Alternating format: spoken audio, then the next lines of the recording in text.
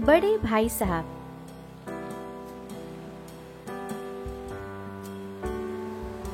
వయసులో మా అన్నయ్య నాకంటే 5 సంవత్సరాలు పెద్దవాడు, కానీ 3 క్లాసులు నాకంటే ఎక్కువ. ఆయన ఏ వయసులో చదవటం మొదలుపెట్టాడో నేను కూడా అప్పుడే మొదలుపెట్టాను. ఏ భవనం యొక్క పునాది గట్టిగా ఉంటుందో ఆ భవనం అందంగా గట్టిగా తయారవుతుంది.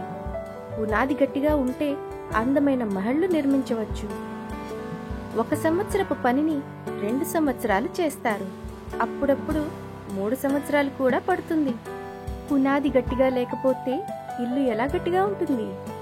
నేను చిన్నవాడిని, అతను పెద్దవాడు. నా వయసు 9 సంవత్సరాలు, అతని వయసు 14 సంవత్సరాలు. అతనికి నన్ను తిట్టడం, నా మీద దృష్టి పెట్టడం జన్మసిద్ధాధికారం. నా కర్తవ్యం అతని ఆజ్ఞలను చట్టంగా భావించడం.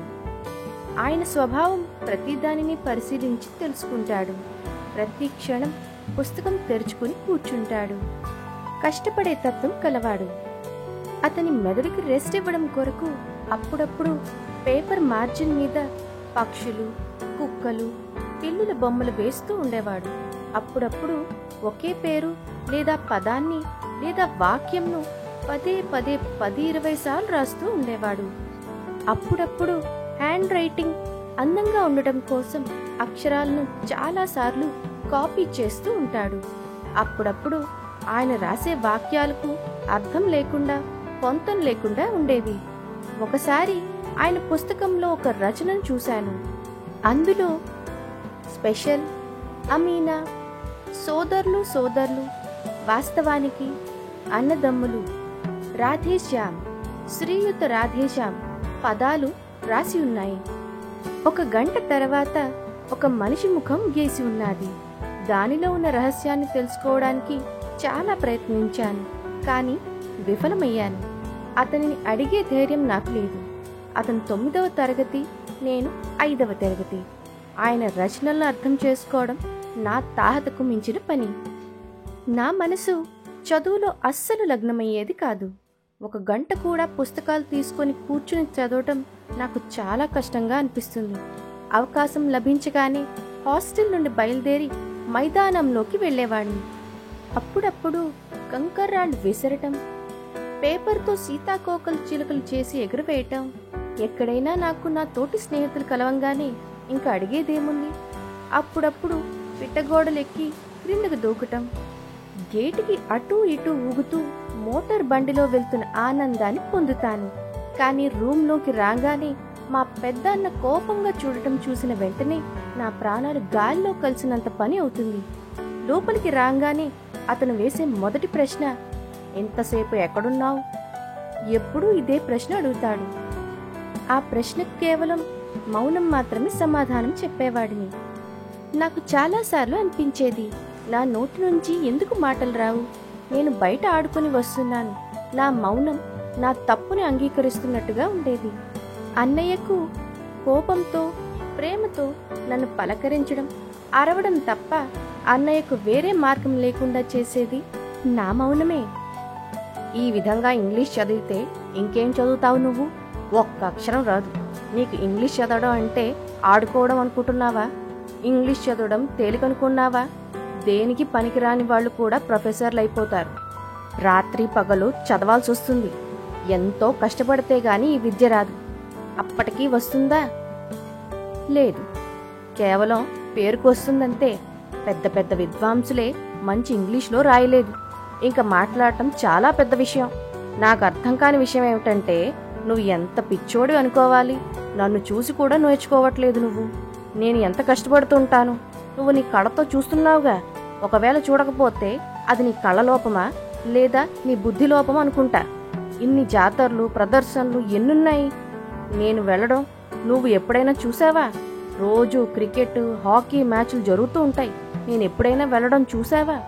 నేను దగ్గరకు కూడా వెళ్ళను. ఎప్పుడు చదువుతూనే ఉంటాను. కానీ ఒక్కో క్లాసు 2 సంవత్సరాలు, 3 సంవత్సరాలు పడుతుంది. కానీ నువ్వు ఆడుతూ కాలంను వ్యర్థం చేసుకుంటూ ఎలా పాస్ అవుదామనుకుంటున్నావు? నాకైతే 2-3 సంవత్సరాలు పడుతుంది. నువ్వైతే జీవితాంతం ఒకే క్లాసులో ఉండిపోతావు. ఒకవేళ నువ్వు ఈ విధంగా నీ వయసు అంతా వ్యర్థం చేసుకోవాలనుకుంటే నువ్వు ఇంటికి వెళ్ళిపోవడం మంచిది. సంతోషంతో కర్రా బిళ్ళ ఆడుకో. తాతయ్య కష్టార్జితం డబ్బుని ఎందుకు వ్యర్థం చేస్తున్నావు? నేను అదంతా విని కన్నీళ్లు కార్చాను. ఏం సమాధానం చెప్పగలను? నేను తప్పు చేశాను, దండకాలు భరించాల్సిందే. అన్నయ్య ఉపదేశాలు ఇవ్వటంలో తిట్టా. ఎలాంటి మాటలు చెబుతాడంటే, ఆ దెబ్బకు నా మనసు ముక్కలు ముక్కలుగా విరిగిపోతుంది. నా ధైర్యాన్ని కోల్పోతాను. ఈ విధంగా అతను అనే మాటలకు నిరాశ, నిస్పృహలు ఆవరిస్తాయి. అప్పుడు నాకు ఇలా అనిపిస్తుంది, ఎందుకు నేను ఇంటికి వెళ్ళకూడదు? నా వల్ల కాని పని ఎందుకు చేయాలనుకుంటాను? నాకు చదువు రాదు, నేను ఎందుకు చదవాలనుకుంటున్నాను? నాకు ఇలా ఉండటమే ఇష్టం, కానీ అంత కష్టపడాలనే ఆలోచనతోనే నాకు కళ్ళు తిరుగుతున్నాయి. కానీ గంట 2 గంటల తర్వాత నిరాశ అనే మబ్బులు తొలగిపోతాయి. నేను నిర్ణయం తీసుకున్నాను. బాగా కష్టపడి చదువుకోవాలని వెంటనే ఒక ప్రణాళికను తయారు చేసుకోవాలని అనుకున్నాను. మొదట ఒక ప్రణాళికను తయారు చేయాలంటే ఒక పథకం లేకుండా, ఎటువంటి పూర్వ ఏర్పాట్లు లేకుండా చదవటం ఎలా ప్రారంభించాలి? టైం టేబుల్లో ఆటలకు స్థానం ఉండకూడదు. ఉదయాన్నే 6 గంటలకు లేవటం, ముఖం చేతులు కడిగి టిఫిన్ చేసి చదవటానికి కూర్చోటం. 6 నుండి 8 వరకు ఇంగ్లీష్, 8 నుండి 9 వరకు లెక్కలు, 9 నుండి 9:30 వరకు చరిత్ర చదివి మళ్ళీ భోజనం మరియు స్కూల్. 3:30కి స్కూల్ నుండి తిరిగి వచ్చి అరగంట విశ్రాంతి. 4 నుండి 5 వరకు భూగోళం, 5 నుండి 6 వరకు వ్యాకరణం, అరగంట హాస్టల్ ఎదురుగా నడవటం. 6:30 నుండి 7 వరకు ఇంగ్లీష్ కాంపోజిషన్. బర్లా భోజనం తర్వాత 8 నుండి 9 వరకు అనువాదం. 9 నుండి 10 వరకు హిందీ, 10 నుండి 11 వరకు ఇతర సబ్జెక్టులు, మరలా విశ్రాంతి. కానీ టైం టేబుల్ తయారు చేయడం ఒక విషయం అయితే, దాన్ని అమలుపరచడం ఇంకొక పెద్ద విషయం. మొదటి రోజునే దాన్ని పాటించలేకపోయాను. మైదానంలో సుఖాన్ని కలిగించే పచ్చదనం, చల్లని గాలి, ఫుట్బాల్ ఆడేవారి గెంతులు, కబడ్డీ ఆడేవారి ఆ పట్లు, వాలీబాల్ ఆటలోని చురుకుదనం నాకు తెలియకుండానే నా మనసుని లాగేశాయి. అక్కడికి వెళ్ళగానే నేను మొత్తం మర్చిపోయేవాడిని. ఆ భయంకరమైన టైం టేబుల్, కళ్లను నలిపే పుస్తకాలు ఏవీ గుర్తుండేవి కావు.